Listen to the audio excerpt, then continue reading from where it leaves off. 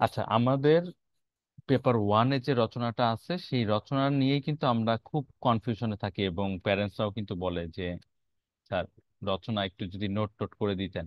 আমি রচনা কয়েকটা দিব, কিন্তু ওই ওই রচনাগুলো তুমি কেন মুখস্থ করবা? মুখস্থ করার তো কোনো লজিক নাই, কারণ ওই রচনাটা আসবে না পরীক্ষায়। প্লাস তুমি যে মুখস্থ করলা এটা তো অন্য মানুষের লেখা, তোমার কি পরীক্ষা অন্য মানুষের লেখা লিখবা না তোমার লেখা লিখবা? অবশ্যই তোমার লেখা লিখবা।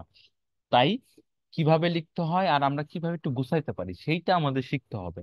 আমাদের হাতে সময় আছে, 25-এর পরীক্ষা বেশ কিছুদিন পরে, অনেক দেরি আছে। তো এই কয়দিনের ভিতরে আমরা অন্তত রচনাটা ভালো করে শিখে নিব, কারণ রচনার নাম্বার হচ্ছে 60 নম্বর, ঠিক আছে? পেপার ওয়ানে রচনা 60 নম্বরের। শব্দ সংখ্যা মাত্র, ওয়ার্ড লিমিট হচ্ছে মাত্র 200। তাহলে আমরা এটা একটু বেশি লিখলাম, 250 কিংবা 300 পর্যন্ত লিখলাম।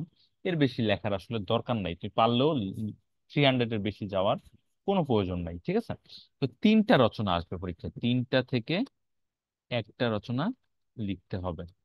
তো এই যে একটা রচনা লিখতে হবে, তিনটা রচনা আসবে, এই তিনটা রচনা কেমন রচনা, কি রচনা আসবে, এইটা আমাদেরকে জানতে হবে। এখন কেমন রচনা, কি রচনা, এটা এক এক টিচার এক এক কথা বলবে, কিন্তু কেউ কিন্তু ভুল বলবে না, সবাই ঠিক বলবে। জাস্ট ডেফিনেশনটা, নামটা একটু ডিফারেন্ট ভাবে নিচ্ছে। কেউ বলতেছে ব্যক্তিগত রচনা, কেউ বলতেছে বর্ণনামূলক রচনা। তো বর্ণনামূলক রচনা যেটা, সেটা আসলে ব্যক্তিগত রচনা। তো সেই সেই জিনিসগুলো কি আমি বুঝা দিচ্ছি প্রথমে। 1 নম্বরে আমি ধরলাম ব্যক্তিগত রচনা, মানে পার্সোনাল এসে। 2 নম্বরে হচ্ছে হলো গিয়ে আমি যেটাকে বলি বস্তুনিষ্ঠ, এটাকে বলা যেতে পারে হচ্ছে ইনফরমেটিভ এসে, কিংবা এরকম একটা কিছু বলা যেতে পারে, ঠিক আছে? ইনফরমেটিভ, ইনফরমেশন বেজ আর কি। তো এটাকে আমি বলি হচ্ছে টপিক বেসড এসে। এন্ড দ্য নাম্বার 3 হচ্ছে হলো গিয়ে মতামত ধর্মী রচনা। মতামত মানে হচ্ছে ওপিনিয়ন।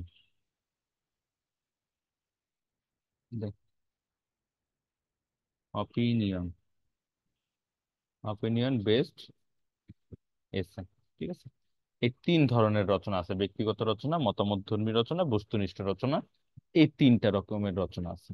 এখন ক্যামব্রিজ সবসময় মনে রাখবা, তুমি যদি একটু বাংলা পড়ে শুনে পড়ে যাও, টপিক গুলো একটু জেনে যাও, তাহলে সবসময় মনে রাখবা যে ক্যামব্রিজ এমন প্রশ্ন করবে যেন তুমি পাশ করতে পারো।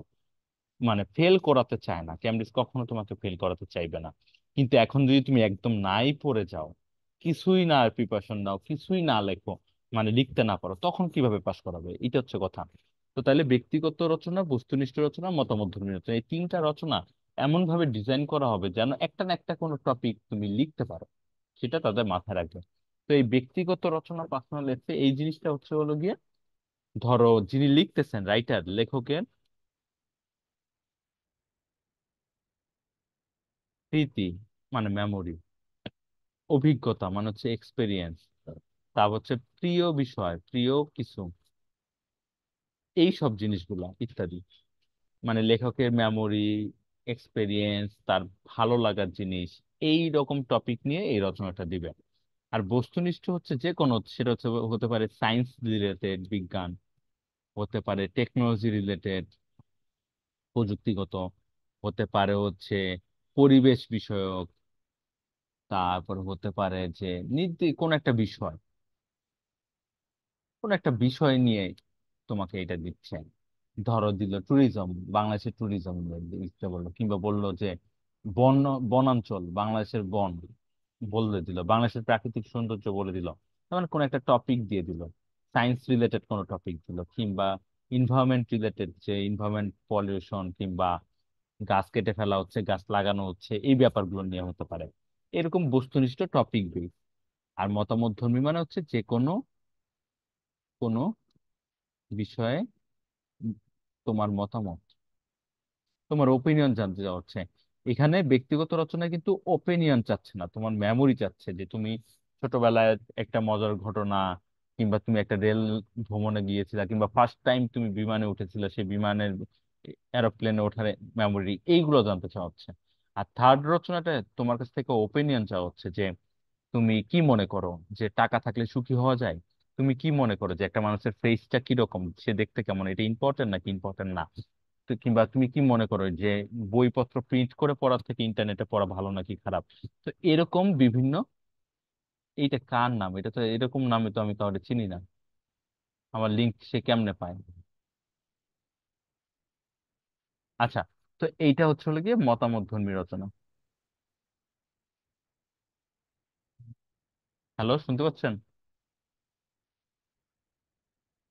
জি। আপনারা কি শুনতে পান? এই তাবাসিন কে? Yes. তো চিনি না। কে? সাদমান, এটা কে? হ্যালো সাদমান। Hello sir. হ্যাঁ, কে এটা? তাবাসিন? আমি তো তুমি জানো না? তুমি জেনেছি। তুমি জানো না? আচ্ছা, ঠিক আছে, জানা লাগবে না। ওকে। তো তাহলে দেখো, ব্যক্তিগত রচনা, বস্তুনিষ্ঠ রচনা এবং মতামত ধর্মী রচনা, এগুলো তো আমি আগেও বলছি। নতুন কি? নতুনটা হচ্ছে হলো গিয়ে এগুলো আমরা কিভাবে লিখবো, এই রচনাটা কিভাবে লিখতে হয়। যে কোনো রচনা লেখার সময় তোমাকে তিনটা জিনিস মাথায় রাখতে হবে। প্রথম পয়েন্টটা মাথায় রাখতে হবে, যে কোনো রচনার জন্য তিনটি প্যারা অবশ্যই দিতে হবে। তিনটি প্যারা মানে অ্যাটলিস্ট তিনটা প্যারা, ঠিক আছে? তিনটা প্যারা তোমাকে দিতেই হবে। কেউ যদি একটা প্যারায় পুরো রচনা লেখে, সেটা কিন্তু রচনা হয় নাই, প্যারাগ্রাফ রাইটিং হয়ে গেছে। প্যারাগ্রাফ আর রচনা এক জিনিস না। তো তোমাকে অ্যাটলিস্ট তিনটা প্যারা দিতে হবে। ভূমিকা লিখতে হবে, মূল অংশ এবং উপসংহার। মানে একটা ইন্ট্রোডাকশন এবং একটা কনক্লুশন তোমার মূল কন্টেন্টের উপরে এবং শেষ নিচে লিখতে হবে। এবং এইটা লেখার সময় তোমাকে একটু কিছু মাথায় রাখতে হবে, যে তুমি সরাসরি টপিক নিয়ে লিখতে পারবা না। এখন তোমরা যেটা লিখছো, এই যে মকে যেটা লিখলা রচনা, ম্যাক্সিমাম মানুষই লিখছো স্কুল জীবনের শেষ দিন, তোমার স্কুল জীবনের শেষ দিন। তো এই রচনা যদি লিখতে চাও, ব্যক্তিগত রচনা লেখার একটা অসুবিধাটা হচ্ছে আমাদের প্ল্যানিং করতে অসুবিধা হয়। আমরা কেমনে লিখবো এটা আমরা বুঝে উঠতে পারি না। আমরা ভাবি আচ্ছা ঠিক আছে, স্কুল জীবনের শেষ দিন, তাহলে এটা লিখবো যে গত মাসের 2 তারিখ আমার স্কুলের দিনের শেষ দিন ছিল। তাই কিছুদিন পর ও লেভেল পরীক্ষা শুরু হবে, তাই আমাদের বিদায় দিল স্কুল থেকে। তারপর তুমি এইভাবে গল্প লেখা শুরু করে দিলা, যে কি হলো, সকালবেলা গেলাম, খুব মন আনন্দ করে। এভাবে কিন্তু সবাই লিখছো, অনেকেই লিখছো। নাম্বার দিচ্ছি আমি, দেইনি তা না, কিন্তু ওভাবে স্টার্টিংটা করা যাবে না। শুরুতে তোমাকে একটু লিখতে হবে যে, আমি যদি এইটা দিয়ে একটু বুঝাই তোমাদেরকে, তিনটা রচনার নাম নেই তাহলে বুঝতে সুবিধা হবে। প্রথমটা নিলাম হচ্ছে আমার স্কুল জীবনের শেষ দিন। স্বাভাবিকভাবে এটা একটা ব্যক্তিগত রচনা, কারণ এখানে বলছে আমার স্কুল জীবনের শেষ দিন। মানে এটা রাইটার যে তার একটা নিজস্ব কোনো মেমোরি কিংবা এক্সপিরিয়েন্স কিংবা এরকম কিছু হিসেবে আমরা এটাকে ব্যক্তিগত রচনা হিসেবে ধরতে পারি। তো এটা একটা ব্যক্তিগত রচনা। ব্যক্তিগত রচনা। ব্যক্তিগত রচনার মূল কন্টেন্টটা, মূল জিনিসটাই হচ্ছে বর্ণনা। তাই অনেকে এটাকে বর্ণনামূলক রচনা বলে, ঠিক আছে?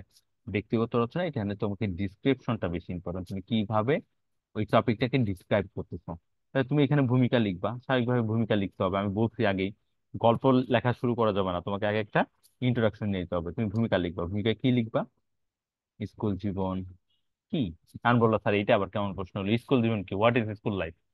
ব্যাপারটা সেরকম না। স্কুল জীবন কি বলতে বোঝাচ্ছি যে মানুষের লাইফের অনেকগুলো পার্ট থাকে, সেই পার্ট গুলোর ভিতরে একটা ইম্পর্টেন্ট পার্ট হচ্ছে স্কুল লাইফ। আমাদের জীবন একটাই, কিন্তু এই জীবনটাকে আমরা বিভিন্ন নামে ভাগ করে নেই।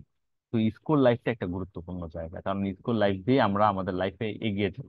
জীবনটা আমাদের, যারা স্কুল লাইফে নাই এবং যারা আছে, তাদের জীবন অনেক ডিফারেন্ট, ঠিক আছে? তো তাহলে স্কুল জীবনটা কি এটা নিয়ে, এবং স্কুল জীবন স্কুল জীবন নিয়ে কিছু কথা লিখতে হবে। এই কথাটা তোমার পার্সোনাল কথা না, ইন জেনারেল কথা। যে মানুষ কি মনে করে স্কুল জীবনটা কেন ইম্পর্টেন্ট, কিংবা স্কুল জীবন মানুষের একটা সুন্দর একটা স্মৃতি তৈরি করে দেয়, সামনের জীবনের জন্য একটা প্রিপারেশন করে দেয়, মানে এরকম স্কুল জীবনটা কি এবং স্কুল জীবন রিলেটেড কোনো কথাবার্তা বলতে হবে। এবং এটার সাথেই স্কুল জীবনের শেষ দিনের কথাটা একটুখানি অ্যাড করে দিতে হবে। এই শেষ দিনটা বলার পরে, আচ্ছা আমি কি একে একটু রিসিভ করবো, নিবো? উনি বারবার আসার চেষ্টা করতেছেন। কেউ কি চিনে না একে, বলেন তো? স্যার নাম কি? তাবাসিন। চলে গেছে আমার। না, না স্যার চিনি না। তাবাসিন নামে তো কাউকে চিনি না আমরা। এখন সে তার নামটা যদি অন্য কারো নাম দিয়ে থাকে, আমি কি করবো বলো? আচ্ছা, আমাকে কি কেউ মেসেজ দিচ্ছে? না, কেউ মেসেজও দেয় না যে স্যার আমাকে নেন। কে জানে লিঙ্কটা দেয় আমার, দুষ্ট কেউ একজন। আচ্ছা, যাই হোক। তো তাহলে ভূমিকা স্কুল জীবনের শেষ জীবন কি, স্কুল জীবন নিয়ে কিছু কথা এবং শেষ দিন বলবা যে তবেই সবারই স্কুল জীবনের একটা শেষ দিন আসে। সেই শেষ দিনটা অনেক মেমোরেবল। যেমন আমারও একটা দিন এরকম একটা স্কুল লাইফের শেষ দিন এসেছিল। মানে তুমি ভূমিকার লাস্টে গিয়ে তোমার গল্প শুরু করার জন্য তুমি রেডি। এই ভূমিকাটুকু তুমি চাইলে 30 শব্দে লিখতে পারো, 40 শব্দে লিখতে পারো। এটা তোমার উপর ডিপেন্ড করে, কিন্তু অনেক বেশি না, অনেক বেশি ডিটেল এক পাতা জুড়ে যদি তুমি এটা লেখো তাহলে তোমার নাম্বার কমে যাবে, কারণ ইন্ট্রোডাকশন কখনো এত বড় হয় না। এখন তুমি মূল অংশ লিখবা, মানে বডি অফ দ্য এসে লিখবা। বডি অফ দ্য এসেটা কিন্তু এমন না যে তোমাকে একটা প্যারাতে লিখতে হবে। তুমি এখানে চাইলে মূল অংশকে দুইটা ভাগ করতে পারো, চাইলে তিনটা ভাগ করতে পারো, এটা তোমার ইচ্ছা। তবে আমি আমি যেটা সাজেস্ট করি, সরাসরি গল্প না লিখতে তুমি কি করবা, এখানে লিখবা স্কুল জীবনের, এখানে দুইটা পার্ট ধরলাম আমি মূল অংশ। এখানে মূল অংশের মধ্যে আমি লিখলাম পার্ট 1, পার্ট 1, পার্ট 2। এওসান, এটা কি এওসান ছিল? দাঁড়াও দেখে নেই একটু।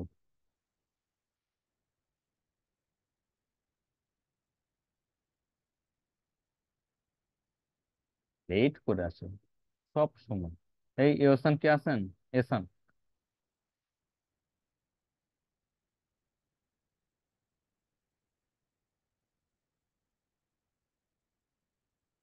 হ্যালো, এহসান কে আছেন? এই তো আছি। আপনি লেট করে আসছেন না একটু আগে কি? ও না, এটা তো আবার ঢোকার চেষ্টা করতেছে। আচ্ছা, ঠিক আর আছে ওই যে শুনেন। কারেন্ট চলে গেছিল। ও, কারেন্ট চলে গেছিল। ঠিক আছে।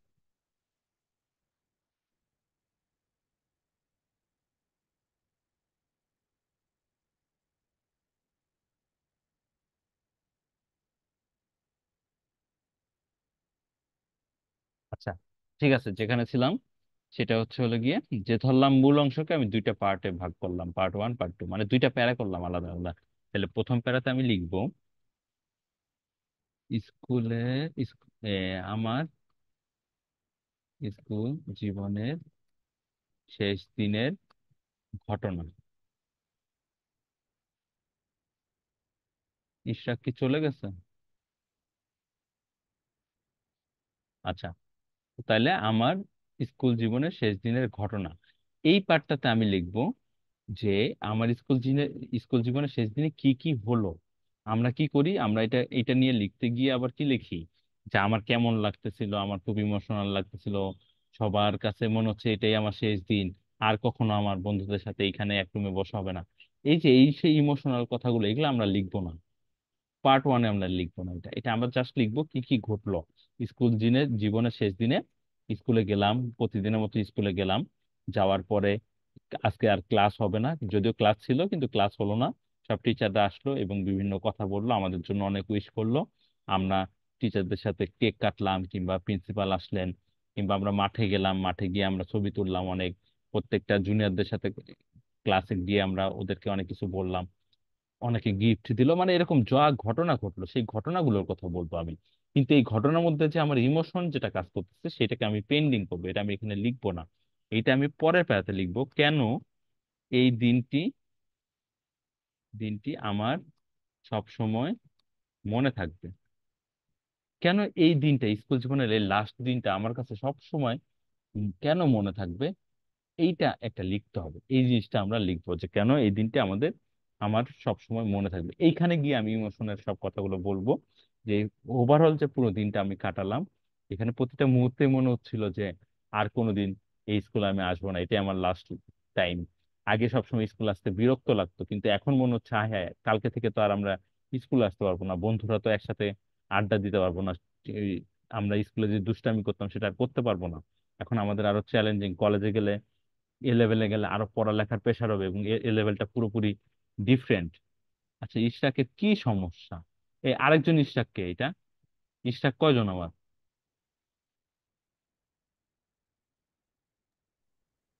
স্যার আমি আরেকজন তো আমি জানি না।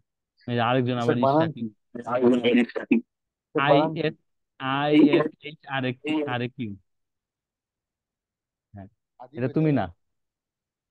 না, কে এটা জানে আমি না। দুষ্টামি করতেছে, আমি বুঝতেছি না। এই সাকিব, কে দুষ্টামি করে সাকিব? সুহা। তোরা তো নাই ক্লাসে। সুহা হইতে পারে। আচ্ছা যাক, হয়েছে, বাদ দাও। ঠিক আছে, তো তাহলে এটা এটা একটু শুনো, হ্যাঁ। তাহলে এটা গেল হচ্ছে কেন এই দিনটি আমার সবসময় মনে থাকবে, এইখানে আমি সব ইমোশনের কথাগুলো লিখলাম। এন্ড দেন ফাইনালি আমি উপসংহার লিখবো। এখন উপসংহারে বল, দেখো আবার কি লিখবো, আসলে কিন্তু তেমন কিছু লেখা নাই। ব্যক্তিগত রচনায় এই ক্রাইসিসটা আমরা ফিল করি যে এত প্যারাগুলো করা যায় না, তবু একটু করে নিতে হবে। যে উপসংহারে আমি বলতে পারি এই দিনটির নিয়ে আমার অনুভূতি। ওই আগের প্যারার মতোই একটু জাস্ট লাস্টে গিয়ে আমি একটা জিনিস বলে দিলাম, যে সেটা হচ্ছে হলো গিয়ে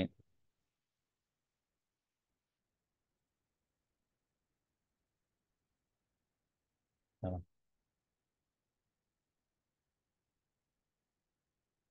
যে লাস্টে গিয়ে আমি বলে দিলাম এই দিনটা আমার সারা জীবন মনে থাকবে, এবং এমন চমৎকার স্মৃতি প্রত্যেকটা মানুষের কাছে গুরুত্বপূর্ণ। এরকম এরকম করে লিখে একটা কিছু কথা, অল্প কিছু কথা দিয়ে আমরা উপসংহারটা শেষ করব। তাহলে দেখো, এই আমার স্কুল জীবনের শেষ দিন, এটার সাথে রিলেটেড যদি আমি একটা কিছু বের করি, যদি রচনাটা হয় তোমার জীবনের একটি স্মরণীয় ঘটনা, তাহলে তুমি কিন্তু তোমার জীবনের স্মরণীয় ঘটনা স্কুল জীবনের শেষ দিনটা লিখতে পারো। অথবা আমার স্কুল জীবনের প্রথম দিন, প্রথম দিনটাও কিন্তু কিছুটা এরকমই হবে। জাস্ট প্রথম দিন, আমি একদম প্রথমবার যখন স্কুলে গিয়েছিলাম। এই শেষ দিন বলতে কিন্তু ও লেভেল পরীক্ষার আগের শেষ দিন বোঝাচ্ছে। এমন না যে তুমি এইটা থাকতে স্কুল ছেড়ে দিছো ওই শেষ দিনের কথা বলা হচ্ছে, সেটা না। ও লেভেলের আগে, মানে স্কুল লাইফটা শেষ হওয়ার আগে তোমার কি হচ্ছে। যারা প্রাইভেটলি পড়ে তাদের এটা ভাবলে তো হবে না। সে একটা রচনার টপিক হিসেবে এটাকে তাকে বানায় লিখতে হবে। আবার স্কুল জীবনের প্রথম দিন মানে তুমি একদম ফার্স্ট যেদিন স্কুলে গেছিলা, যেটা সে যে স্কুলই হোক, সেই স্কুলে ফার্স্ট দিনেরটা এখানে লিখতে হবে। এখানে নৌকা ভ্রমণ আসতে পারে, এখানে আসতে পারে তোমার প্রিয় মানে তোমার প্রিয় কোনো একটা কিছু, তোমার প্রিয় মানুষ, তোমার প্রিয় খেলোয়াড়, তোমার প্রিয় কবি। তারপর আসতে পারে যে নৌকা ভ্রমণ, রেল ভ্রমণ, তারপরে বন্ধুদের সাথে বনভোজনে যাওয়ার অভিজ্ঞতা। এরকম মানে ব্যক্তিগত জায়গা থেকে, তাহলে ব্যক্তিগত জিনিসটাকে তুমি এইভাবে লিখতে পারো। যে কন্টেন্টটাই থাকবে সেই কন্টেন্টটা কি সেগুলো নিয়ে কিছু কথাবার্তা বলে তারপর তোমার মূল রচনার ভিতরে ঢুকতে হবে। আর যে ঘটনাগুলো থাকবে, ডিসক্রাইব যেগুলো করবা, সেখানে ইমোশনের কথাগুলো বলবা না। পরের প্যারাতে গিয়ে ইমোশনের কথাগুলো বলবা এবং তারপরে একটা কনক্লুশন দিয়ে দেবা। দেখো এই পুরো প্ল্যানিংটা 200 শব্দে কিংবা 250 শব্দে পসিবল, লেখা সম্ভব। আমাদের যেটা করতে হবে, একটু লিখে ট্রাই নিতে হবে যে দেখি আমি পারি কিনা। ভুল হবে ওইটাকে, ওইটা চেক করতে হবে যে হ্যাঁ হলো কিনা ইমপ্রুভ। এরকম 3-4টা রচনা লিখবো, বেশি না, 3-4টা লিখলে আমরা শিখে ফেলবো যে হ্যাঁ আমরা কি এটা লিখতে পারি কি পারি না। এটা গেল ব্যক্তিগত রচনা। এবার হচ্ছে বস্তুনিষ্ঠ রচনা, যেটা কেউ লেখে নাই। মকে ছিল হচ্ছে পর্যটন শিল্প, মানে ট্যুরিজম, বাংলাদেশের ট্যুরিজম, এটা নিয়ে কেউ লেখে নাই। তো বস্তুনিষ্ঠ রচনা একটা সুবিধা হচ্ছে, টপিক বেস রচনা, তো আসলে রচনা মূলত টপিক বেস হয়। যে আমি একটা কন্টেন্ট নিয়ে রচনা লিখবো, অন্য টপিক নিয়ে মানুষ হচ্ছে লেটার লিখতে পারে কিংবা তার গল্প লিখতে পারে, কবিতা লিখতে পারে, কিন্তু যেগুলো ইম্পর্টেন্ট টপিক, ইন্টারনেট ইন্টারনেট নিয়ে যাই লিখুক না কেন, ওইটা ঘুরে ফিরে মানুষের কাছে ওইটা একটা টপিক বেস এসেই হয়ে যাবে। তো তাহলে এটা যদি ইন্টারনেট হয়, একটু দেখো জাস্ট, ইন্টারনেট, কম্পিউটার ধরলাম, সামাজিক যোগাযোগ মাধ্যম ধরলাম, মানে সোশ্যাল মিডিয়া যোগাযোগ মাধ্যম। তারপর আমরা ধরতে পারি হচ্ছে যে ধরো পর্যটন শিল্প, যেটা বললাম ট্যুরিজম। তারপর ধরো বাংলাদেশের প্রাকৃতিক সৌন্দর্য, মানে ন্যাচারাল বিউটিস। ধরলাম পরিবেশ দূষণ, এগুলো খুব কমন টপিক। পরিবেশ দূষণ, তারপর ধরতে পারি আমরা বিজ্ঞানের ব্যবহার ইত্যাদি, এরকম ধরো লিখলাম। এই সবগুলো টপিক যখন আমি লিখতেছি, হ্যাঁ, তো সেই টপিক গুলো এখন আমি এমন ভাবে বলতে পারবো না যে এটার মতো করে যে সবগুলো একই ফরম্যাটে যাবে। এই এই ব্যক্তিগত রচনা সব একই ফরম্যাটে নেওয়া যাবে, কিন্তু এগুলো এক একটু ভিন্ন ভিন্ন ফরম্যাটে আসবে। কিন্তু দেখো ইন্টারনেট যদি হয়, কম্পিউটার যদি হয়, মোবাইল ফোন যদি হয়, সোশ্যাল মিডিয়া যদি হয়, এগুলো কিন্তু ঘুরে ফিরে অনেকটা রিলেটেড টপিক। তাই তোমাদের কি করতে হবে, সব সময় এই টপিক গুলোতে টপিক বেস রচনাতে ভূমিকাতে লিখতে হবে কি, মানে ওই জিনিসটা কি, ইন্টারনেট কি, কম্পিউটার কি, সোশ্যাল মিডিয়া কি, পর্যটন শিল্প কি, পরিবেশ দূষণ কি, এরকম কি এর উত্তরটা তোমাকে ভূমিকার মধ্যে আনতে হবে। এরপর মূল অংশ তুমি 2-3টা প্যারা করতে পারো, 2-3টা। পার্ট 1, ধরো ব্যবহার, ইন্টারনেটের ইউজের, কম্পিউটারের ইউজের। তা বলে লিখবা যে ইতিবাচক দিক, মানে হচ্ছে ভালো দিক, মানে হচ্ছে উপকারিতা। ঠিক আছে। তারপর তুমি লিখবা পার্ট 3, নেতিবাচক দিক, মানে খারাপ দিক। ইন্টারনেট বলো, সামাজিক যোগাযোগ মাধ্যম বলো, মোবাইল ফোন বলো, সবগুলোর খারাপ দিক আছে, মানে অপকারিতা। এখন যদি বলো যে স্যার পর্যটন শিল্পের সুবিধা অসুবিধা, এটা কিন্তু হবে না। পর্যটন শিল্প অন্য টাইপের রচনা, ওইখানে অন্য জিনিস আসবে। কিন্তু নর্মালি এই ইন্টারনেট, সায়েন্স, এই রিলেটেড টপিক গুলোতে আমরা এই প্যাটার্নে যেতে পারি। তারপরে আমি এখানে উপসংহার দিয়ে গেলাম। উপসংহারে আমি কি দিব? একটা ওভারঅল একটা মন্তব্য। ওভারঅল মন্তব্যটা কি? আমরা বলছি যে কম্পিউটার অনেক পজিটিভ দিক আছে, কম্পিউটারের অনেক নেগেটিভ দিক আছে। কিন্তু নেগেটিভ দিক আছে দেখে কি আমরা কম্পিউটার ফেলে দিব? কম্পিউটার ফেলে দিলে কি আসলে দুনিয়ায় থাকা যাবে? তার মানে খারাপ দিকগুলোকে আমাকে জানতে হবে, জেনে আমাকে এমন ভাবে ব্যবহার করতে হবে যেন আমি এখান থেকে বেনিফিটেড হই। তো এইটা হচ্ছে উপসংহার। ঠিক সোশ্যাল মিডিয়া, কেউ যদি বলে ফেসবুক তো অনেক খারাপ জিনিস, ফেসবুক থেকে আমি বের হয়ে যাই। দাঁড়াও, এটা কি আসলো? জারিন। আচ্ছা, জারিন কি আছেন? জি স্যার। লেট হয়ে গেছে। আচ্ছা, তো তাহলে ভূমিকা, মূল অংশ এবং উপসংহার, ঠিক আছে, এই 3টা পার্টই আমি আবার আসলাম, কিন্তু এই মূল অংশে আমি আরো কয়েকটা পার্ট করতে পারলাম। যদি সোশ্যাল মিডিয়ার কথা বলি, যেটা বলছিলাম, ধরো ফেসবুক, ফেসবুকের অনেক নেগেটিভ দিক আছে। কিন্তু তাই বলে কি তুমি এখন ফেসবুককে ডিঅ্যাক্টিভেট করে বসে থাকবা? হ্যাঁ, ডিঅ্যাক্টিভেট অনেকেই করে ফেলি আমরা। করে ফেলার পর আবার 2 মাস পরে, 2 মাস না, 3 দিন পরে, 5 দিন পরে আবার রিঅ্যাক্টিভ করি। ঠিক আছে। কারণটা কি? কারণ ওটা আমাদের লাগে। তাহলে আমাদের কি করতে হবে? আমাদের এই পজিটিভ দিকগুলো, যেখানে অবশ্যই ফেসবুকেরও পজিটিভ দিক আছে, ওই পজিটিভ দিকগুলোকে মাথায় রেখে নেগেটিভ দিকগুলোকে বাদ দিতে হবে। যে না, আমি অতিরিক্ত ফেসবুক ইউজ করি, কিংবা ফেসবুকে আমি ইররিলেভেন্ট টপিক নিয়ে থাকি, সেগুলো থেকে বের হয়ে যেতে হবে। কিন্তু ফেসবুক থেকে বের হয়ে যাওয়া যাবে না, কারণ এখন দুনিয়াটা এরকম হয়ে গেছে। প্রত্যেকটা জিনিস, ইন্টারনেট, কম্পিউটার, সামাজিক যোগাযোগ মাধ্যম, সায়েন্সের ইউজ, আমাদের লাইফে সায়েন্সের ইউজ, তুমি সায়েন্স বাদে তোমার লাইফ চলবে না। তো তাইলে ওইভাবে করে এই টাইপের টপিক গুলোর ক্ষেত্রে এটা লিখতে পারো। কিন্তু বাংলাদেশের প্রাকৃতিক সৌন্দর্যের তো ভালো দিক খারাপ দিক বলতে নাই, ওইখানে আবার অন্য জিনিস আনতে হবে। পরিবেশ দূষণ, পরিবেশ পলিউশন, যে ইনভায়রনমেন্ট পলিউশন হচ্ছে, সেই পলিউশনের ব্যাপারগুলো নিয়ে তো একটু ডিফারেন্ট ভাবে বলতে হবে। ঠিক আছে। তো এটা গেল হচ্ছে বস্তুনিষ্ঠ রচনা। আচ্ছা, আমি একটু থামি, দাঁড়াও।